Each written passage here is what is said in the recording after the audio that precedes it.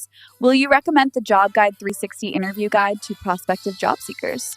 Sure, I will. The guide is detailed and very comprehensive. Welcome to the deep dive. If you've ever wondered what it takes to be the good kind of hacker, the one who gets paid to break into systems, well, you are definitely in the right place today. Absolutely. We're taking a deep dive into the career path of a penetration tester, or, well, an ethical hacker. Yeah, and it's genuinely one of the highest stakes jobs in cybersecurity. I mean, a pen tester's core function is basically simulating real-world cyber attacks. Right, against systems, networks, applications. Exactly, to find those vulnerabilities before the malicious actors do. They're kind of like the organization's defensive sparring partner, if that makes sense. That's a great way to put it. And our source material for this deep dive is pretty fantastic. We've basically compiled a whole stack of typical interview questions covering the entire career ladder, from junior right up to director level. So we're going to try and distill the essential tools, the technical skills, and maybe the crucial mindset shifts you need. Yeah, to really understand this path quickly. Exactly. A shortcut, maybe. And that trajectory, that ladder, it's really key to understanding the role itself. A junior tester, they're often executing predefined tests, pretty tactical stuff. Okay. But by the time you get to senior lead director levels, the job becomes much more strategic. You're designing methodologies, mentoring teams. And advising executives, right, on business risk. Precisely. It's a complete shift in focus, a really big change. Okay, so let's start where everyone starts then, the technical foundation. If you're interviewing for, say, a junior or maybe a mid-level pen testing job, what tools are just non-negotiable? Well, it's interesting. The sources suggest it's not really about just listing tools like a shopping list. Interviewers want to know about the application, how you've used them. Okay. They're looking for real fluency in tools like Nmap for network mapping, Metasploit for testing exploits. And for web application testing, Burp Suite and OSCP are, well, they're absolutely vital. You really need to know those inside out. That makes total sense. It's the difference between just knowing a tool exists and having actual strategic experience using it in a project. Exactly. So for example, a junior might be asked how they use Nmap, maybe to identify open ports on a server during an assessment. What separates a basic answer from a really competent one there? Right. So the sources show the critical difference is moving beyond simply listing the output. Like a novice might just say, ports 80 and 443 are open. Okay.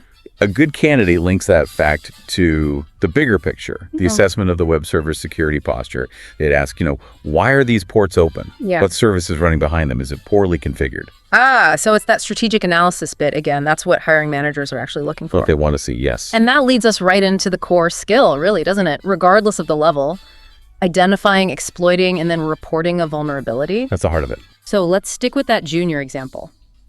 Say you find an SQL injection vulnerability, pretty common one, maybe using Burp Suite in a client's web app. What are the ethical steps, the reporting steps you absolutely have to take right away?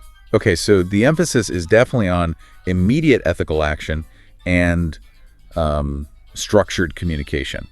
First, clear documentation is just paramount. Right. You have to outline the steps to reproduce the issue perfectly so anyone can follow it. Second, you need to clearly define the potential impact, what could actually happen, like data exfiltration, for example. And then comes the collaboration part, which honestly can sometimes be harder than finding the bug itself.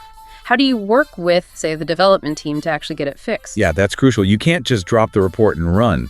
You need to suggest specific, proven mitigation techniques. Yeah. So for SQL injection, that usually means working with the developers to implement prepared statements. Prepared statements. Okay, Yeah. For anyone maybe not familiar, what are those exactly? They're essentially like template commands you send to the database.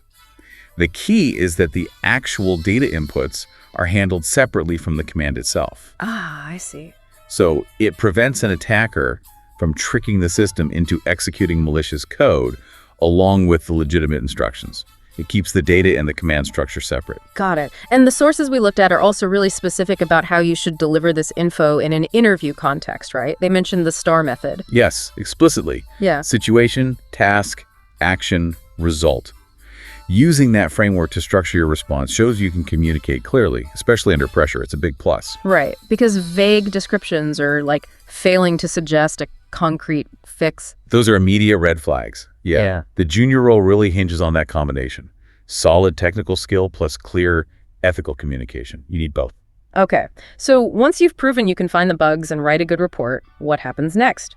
When you move into those senior lead or principal roles, how does the mindset have to shift? It's a massive change, honestly. The focus shifts from just finding a vulnerability to identifying critical or major organizational risks. Big picture stuff. Senior testers aren't just following a checklist anymore. They're expected to actually design the whole testing methodology, prioritize the risk based on the client's business context. And oversee the fix, too, like follow-up. Yeah, definitely oversee the mitigation follow-up. Yeah. Often that involves doing a retest to confirm the fix actually worked. We saw quite a few scenarios repeated in the sources about discovering critical vulnerabilities in really sensitive places like financial services companies. Oh, yeah? It's not just a university project anymore. You're dealing with regulatory compliance, customer data, real stakes. The pressure is immense, absolutely. And because the whole threat landscape changes so fast, new 0 days, new attacker tools popping up all the time. Right. This higher level work absolutely demands continuous learning. It's non-negotiable. You can't rely on what you knew 2 years ago. It just doesn't work. So for listeners who are aiming for those senior or principal titles, what specific resources are they expected to be using to stay, right on the cutting edge? They really need to be active in the security community. That means things like religiously following key security blogs. Krebs on Security is a classic example. Engaging in very specific technical forums like RedditSec can be good. And attending major industry conferences is huge. Think Black Hat, DEFCON. Okay. And critically, these roles often require, or at least strongly benefit from, specific offensive security certifications.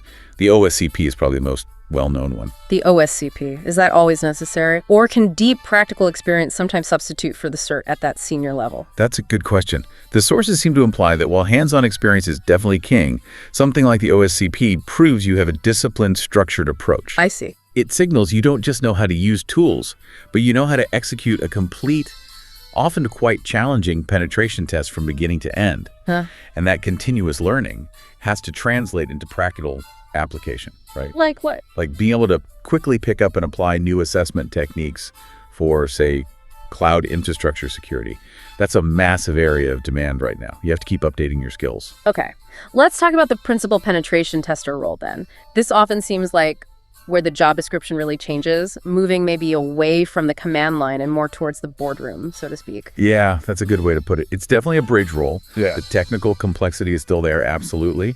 But arguably, the biggest challenge becomes bridging that communication gap. How so? Well, you might have found a really profound, technically complex vulnerability. But if the executive who holds the budget doesn't understand the jargon, doesn't grasp the risk, then nothing happens? The risk stays there? Exactly. It remains unmitigated. Your technical brilliance is wasted if you can't communicate this, so what? Can you give us a specific example of that kind of principal level communication challenge from the sources? Yeah, there was a perfect scenario described. Having to explain a complex vulnerability, specifically cross-site scripting or XSS, Okay. to a completely non-technical team, let's say it's the marketing team, who maybe manages the public-facing promotional website where you found the flaw. Right. And for our listeners, XSS is basically when an attacker manages to inject malicious script, usually JavaScript, into a web page that other users then view. Correct. It's tricky because it exploits the trust a user has in the legitimate site itself. But yeah, if you start talking about client-side script injection or DOM manipulation with the marketing team, You've lost them immediately. You've failed right there. So the principal strategy has to pivot completely. so what do they do? You absolutely have to tailor the communication style.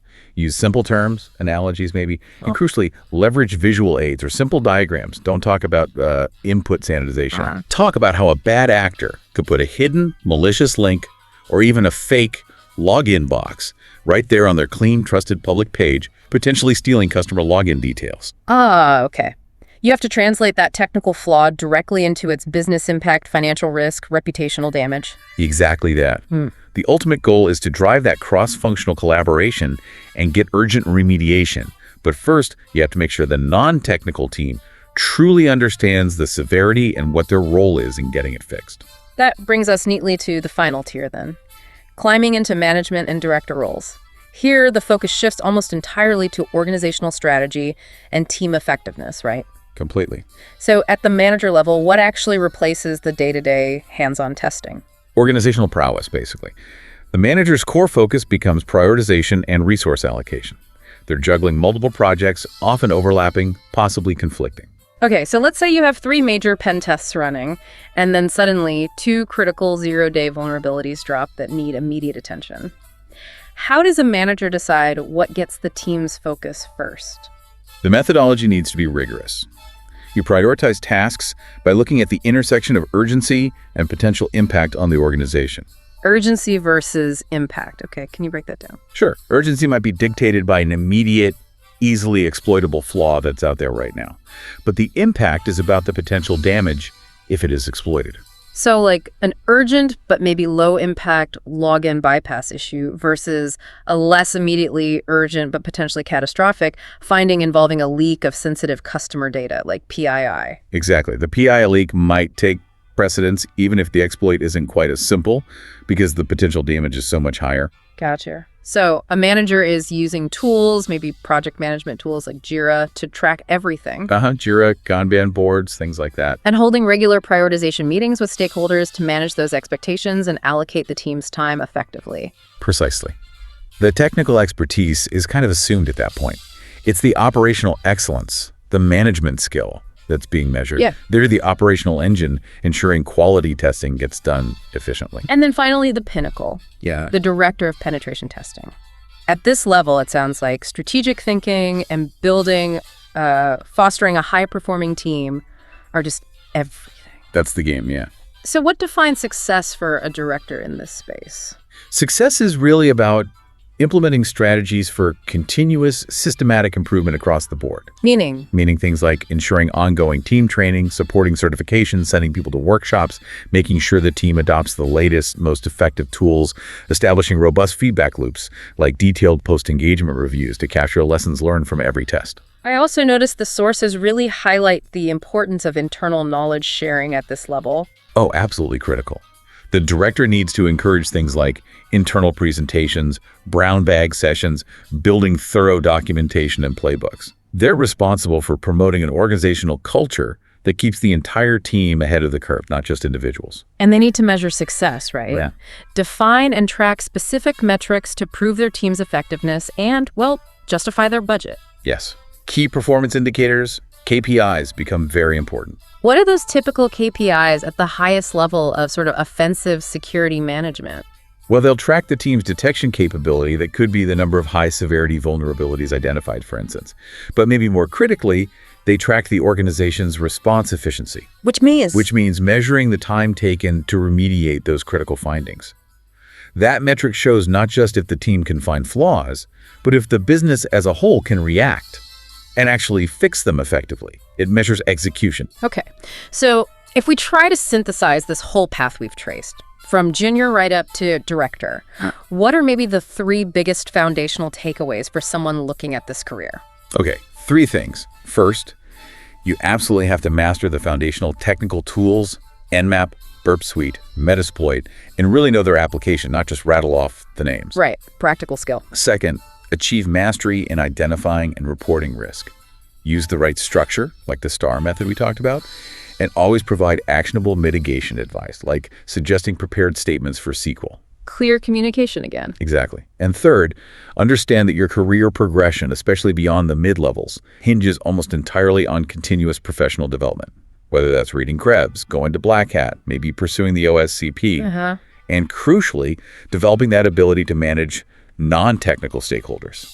That communication piece becomes more and more important the higher you go. So the ultimate lesson here seems to be that the ethical hacker's true value, especially as they become more senior, lies maybe less in their ability to write the perfect exploit code? Although that's still important. Sure, but perhaps more in their ability to translate that complex code flaw into a clear, actionable business decision that an executive can understand and act on. You've nailed it. Which I guess brings us to our final thought for you, the listener, to maybe mull over. Okay. The transition from being a pen tester who just finds a vulnerability to becoming a director who actually manages organizational risk. Right. Well, that transition often hinges less on the speed with which they find the technical flaw. Right. And more on their ability to clearly, persuasively communicate the business impact of that technical risk to an executive. An executive who needs to quickly understand it and potentially sign off on a multi-million-dollar remediation effort. The technical test might be over, but the business negotiation is just beginning. Precisely. Fascinating stuff. Thank you for diving deep with us today. We'll catch you on the next deep dive.